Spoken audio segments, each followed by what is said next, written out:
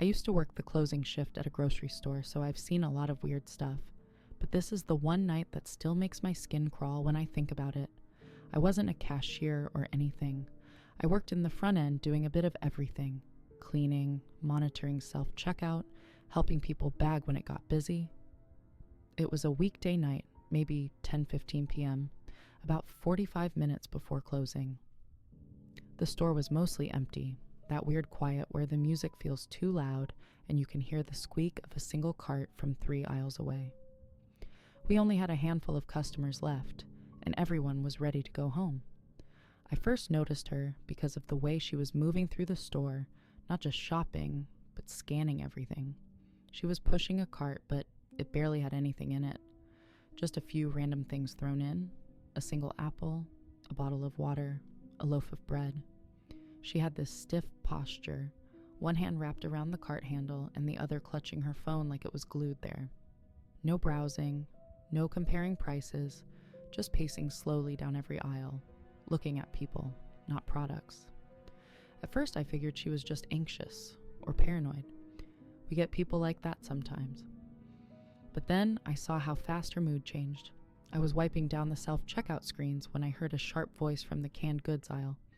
Not shouting yet, just that harsh, clipped tone that puts everyone on edge. I watched her through the end of the aisle as she confronted some guy in a hoodie who was just minding his business. She was standing way too close to him, pointing at his basket, demanding to know why he kept circling around her. He looked completely confused and tried to laugh it off, saying he was just grabbing a few things. She didn't accept that. She kept saying, "You're not slick. You're not slick. I saw you." Over and over. He eventually walked away, hands up, and headed toward the front. She stood there for a second, breathing hard, then spun her cart around and went the opposite direction. I should have called a manager right then, but I've seen tense moments die out before, so I just kept an eye on her. A few minutes later, she came to self-checkout. I remember the way she slammed her things onto the scanner. The apple rolled off and hit the floor, and instead of picking it up, she just stared at it like it had disrespected her. I walked over, trying to keep it normal, and said, "Hey, I can grab you another one if you'd like." She snapped her head toward me so fast it actually startled me.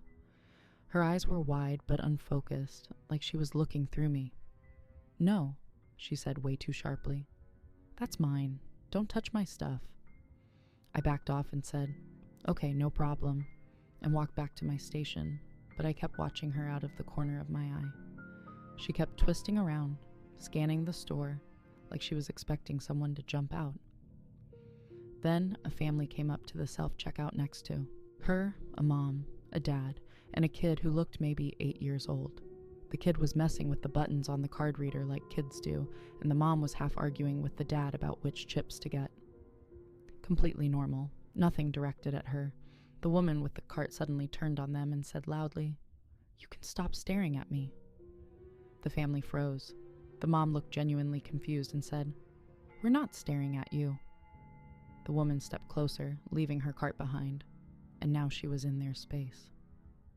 "You've been following me since the back of the store," she said. "You think I didn't see that? You had your kid look at me, too." The kid grabbed his mom's sleeve and hid behind her. The dad stepped forward and said, "Ma'am, we literally just got here." She scoffed, laughed once, and said, "Yeah, okay, sure. You people are weird." I saw my manager, Kevin, heading over, and I moved closer in case things escalated. Kevin put on his customer service voice and said, "Hi there. Is everything all right tonight?" She whipped her head toward him and said, "No, actually, it's not. Because your customers keep harassing me and your employees keep staring at me like I'm stealing or something." Kevin said calmly, "I'm sorry you feel that way. I can promise you no one here is trying to bother you." She interrupted him, voice getting louder. "Don't lie. That guy in the hoodie, he followed me. That kid, he's staring. And that girl," she pointed straight at me, "has been watching me the entire time." Now everyone was looking. My face went hot. Kevin tried to de-escalate. "We're just making sure everyone's okay," he said. "If you'd like, I can finish the transaction for you and get you checked out quickly." That set her off more. "I don't want you touching my things," she snapped. "You're all acting weird." You're all in on something." At this point, the family had basically stopped their transaction and were just standing there, clearly uncomfortable. Kevin glanced at me and gave me that look that meant, "Hit the button." We had a little silent alarm thing at the self-checkout we were supposed to press if we thought we needed security or backup. I pressed it under the counter. Our security guard, who most nights just walked around pretending to look busy, started heading over. Before he could reach us, the woman suddenly grabbed her stuff off the self-checkout shelf and stuffed it all back in her cart without paying. Kevin said, "Ma'am, you still need to pay for those," in that firm but polite tone. She glared at him and said, "I'm not stealing. I already scanned them. Your machines are just messed up." She hadn't scanned a single thing. I knew it. Kevin knew it. The system knew it. But she started pushing the cart toward the door. Security stepped in front of her and said, "You need to stop and talk to my manager before you leave with unpaid items." She jerked the cart back so hard the bottle of water tipped over and rolled out. Then she did something that genuinely creeped me out more than the yelling. She lowered her voice, leaned in a little, and said, "If you touch me or anything in this cart, I'm going to start screaming, and everyone here is going to think you attacked me." The way she said it was flat, calculated, like she'd thought about that line before. Like this wasn't the first time she'd used it. Security froze. You could tell he'd never been trained for that type of threat, only for obvious shoplifting. Kevin stepped in and said, "Ma'am, we're not going to touch you. But if you try to leave with unpaid merchandise, we will have to involve the police." She smiled then. That's what made my stomach drop. She smiled like someone who just remembered they had a trump card. "Call them," she said. "You think I care? I'll tell them everything you people have been doing all night, following me, staring at me, making up lies. I'll tell them your cameras are fake. I'll tell them you let that guy in the hoodie walk out with a whole basket and didn't say anything." She paused, looked around, and raised her voice just enough for it to carry. "This store targets people. They literally harass customers. I'm not the only one, right?" She looked straight at me on that last word. For a second, I had this weird, irrational fear she was going to drag me into it by name, try to twist something I'd done into evidence that I'd been after her. The air in that front area felt thick. Everyone had stopped pretending to shop and were watching. A couple of phones were out recording. Security stepped back slightly, and Kevin asked her, "Would you like me to void your transaction so you can leave the items and go?" He was giving her an easy exit. She stared him down, then suddenly turned the cart around, walked back to the self-checkout, and started scanning everything with jerky, aggressive movements. Every beep sounded like a slap. She paid in cash, crumpling the bills and tossing them on the little shelf instead of placing them down. The whole time she muttered under her breath about how she should sue the store, how people were sick, how they were always watching. When the receipt printed, she snatched it, crumpled it completely, and shoved it into her pocket. I thought that was the end. It wasn't. As she pushed her cart toward the door, she slowed down right in front of my station and stared at me. Not a quick glance. A full stop. She looked me up and down slowly and said, "You enjoyed that, didn't you?" My mouth went dry. I said, "I'm just doing my job." She leaned in slightly and said, in a low voice only I could hear, "Yeah, that's what they always say." Then she straightened up, turned to the room, and in a normal volume said, "Have a nice night," like nothing had happened. She left. We all kind of exhaled at the same time. Kevin went to the back to file an incident report. Security did a half-hearted sweep outside. The family finished checking out quietly and left. We closed the store on time. I clocked out, grabbed my bag, and tried to shake it off. I parked pretty close to the front that night, but walking out felt different. The parking lot lights suddenly didn't feel bright enough.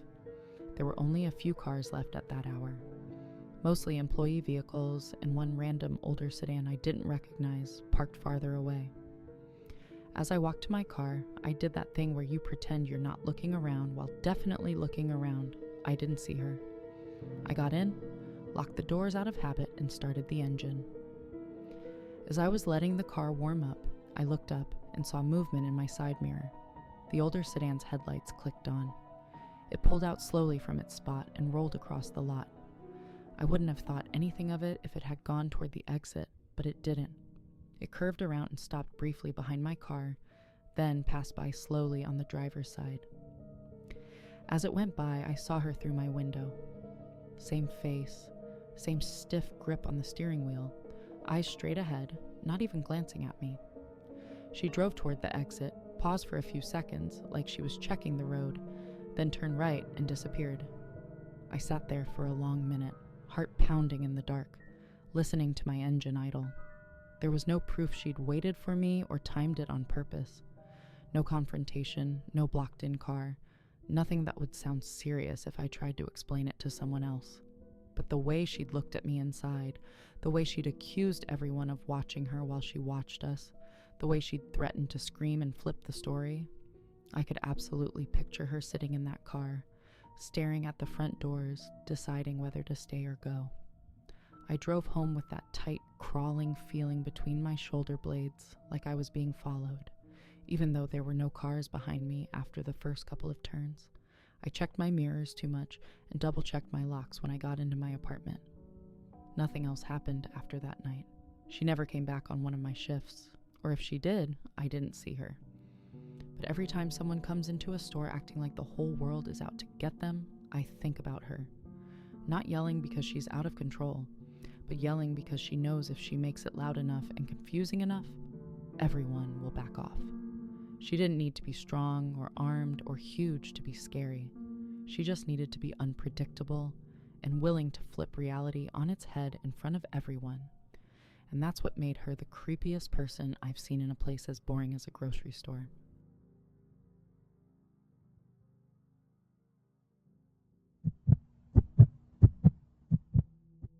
I don't usually think of grocery shopping as dangerous.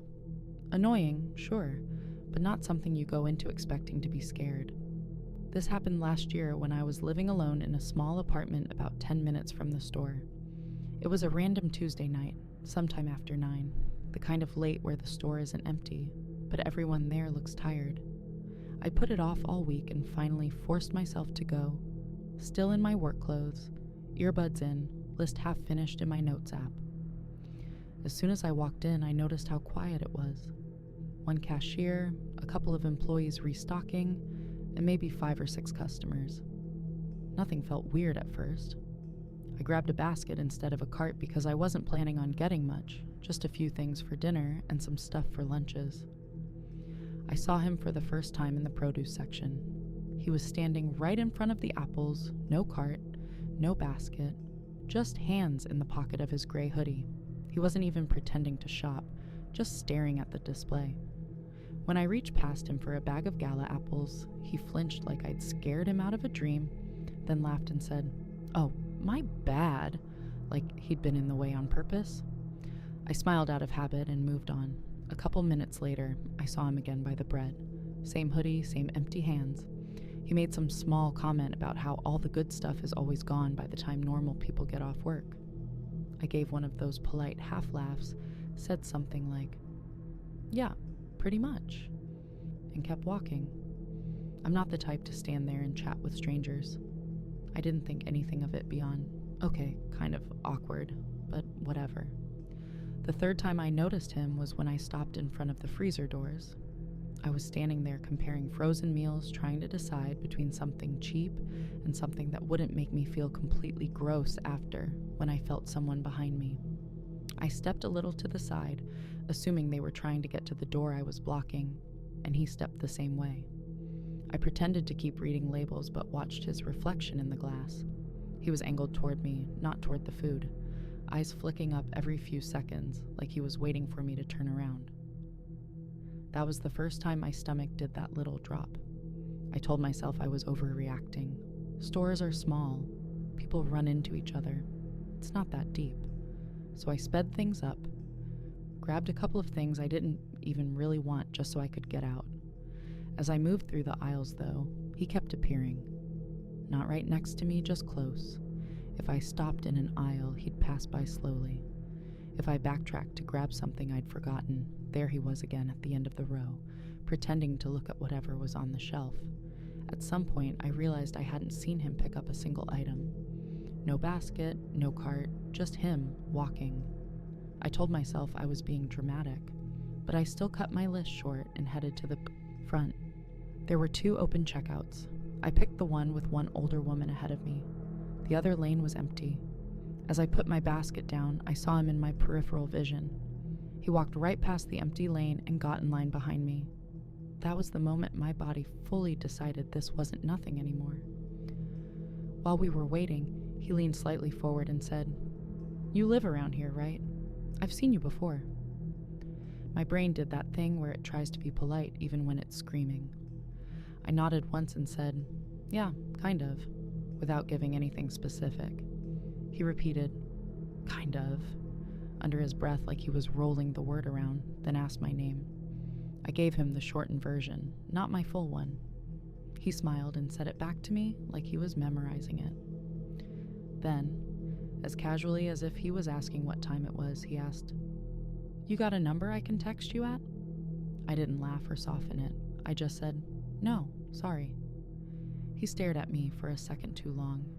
His face didn't twist or get mad, it just went blank. For a moment, it felt like he'd stepped out of the conversation completely, like he was looking through me instead of at me. Then he smiled again, but it didn't touch his eyes, and said, "All right, had to try." The woman in front of me finished paying. I stepped up, gave the cashier a strained smile, and tried to act normal while my heart was pounding in my throat. I could feel him standing behind me, close enough that I could sense his movement even when I wasn't looking. When I paid and grabbed my bags, I felt him shift too. I walked out without looking back. As soon as the door closed behind me, I pulled my phone out and pretended to check something, just to slow down and see if he passed me. He didn't. His reflection appeared in the glass instead, a few steps behind me, moving at the same pace. I unlocked my car with my thumb shaking and got in as quickly as I could without actually running. I started the engine and forced myself not to look around like a maniac. In the mirror, I saw him heading to a dark sedan a couple rows away. I told myself if he turned the other direction when he pulled out, I'd forget the whole thing. He didn't. As I pulled out of my spot, his headlights came on and fell in behind me. I didn't go straight home. I live close, but the route is basically a straight shot with only a couple of turns, and the thought of him knowing exactly where I disappeared to made my skin crawl. So at the first light, instead of turning left like I always do, I went straight. His lights stayed in my mirror. I tried to tell myself we were just going the same way. People do that. It happens. But every turn I took, that wasn't my usual. He took too. Right into a side street I've never used before. Left at a 4-way stop I only picked because it felt random.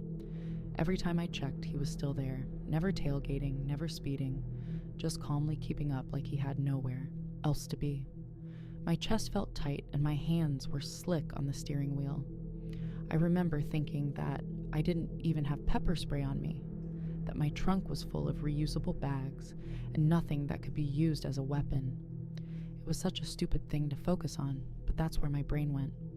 Instead of going anywhere near my neighborhood, I pulled into a brightly lit gas station that sat on the corner of a bigger intersection.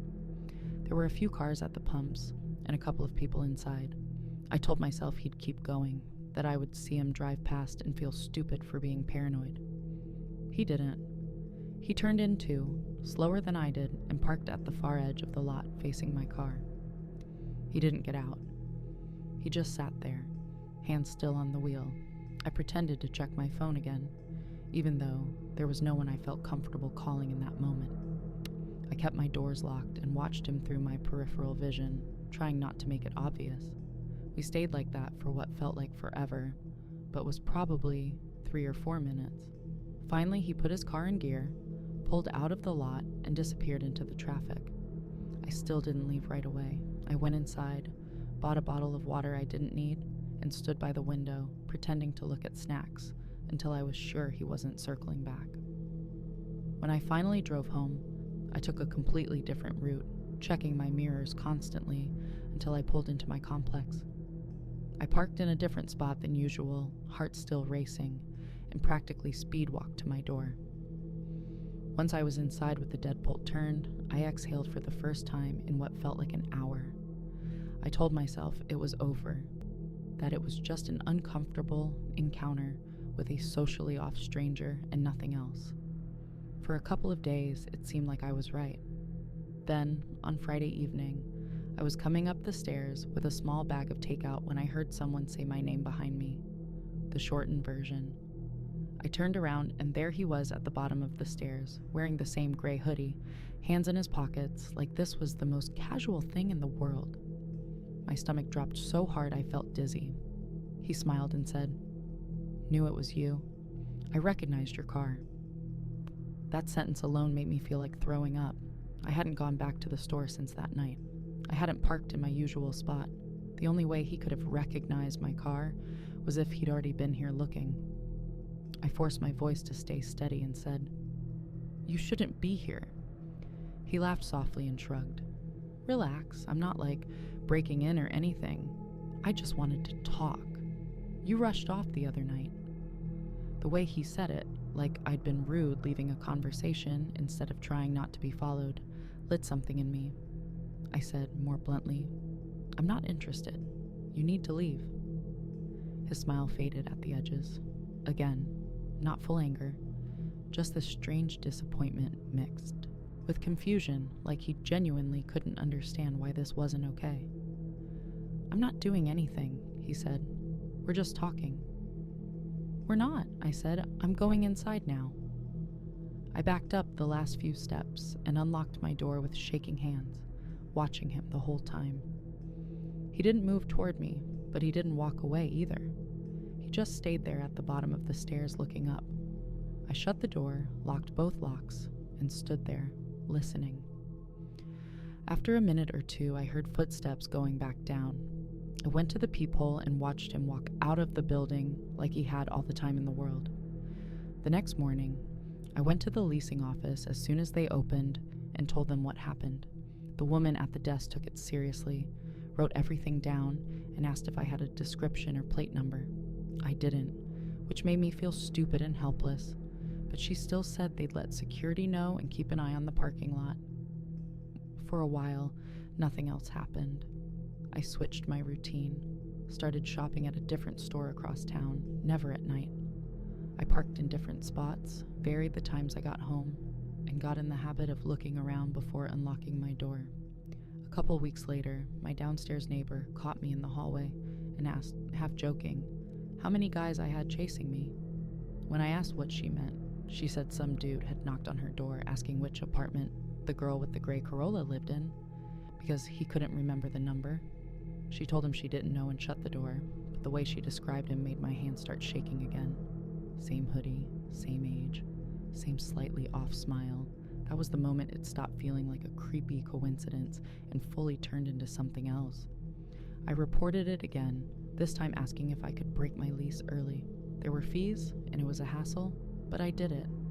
I moved across town to a building with interior hallways, cameras in the parking lot, and a stricter entry system. I never saw him again after that, at least not that I recognized. No dramatic confrontation, no police showing up, no clear ending moment where someone said, "It's over now." Life just kind of moved on around it. What stuck with me wasn't that he followed me once, or even that he showed up where I lived. It was how calm he stayed through all of it, how normal he tried to make it look, how much he behaved like I was the one being unreasonable for not playing along. Now, when people roll their eyes at the idea of being careful, doing simple things like grocery shopping, I think about gray hoodies, empty hands, and a car idling across a gas station lot, and I don't argue. I just shop during the day and go home before dark.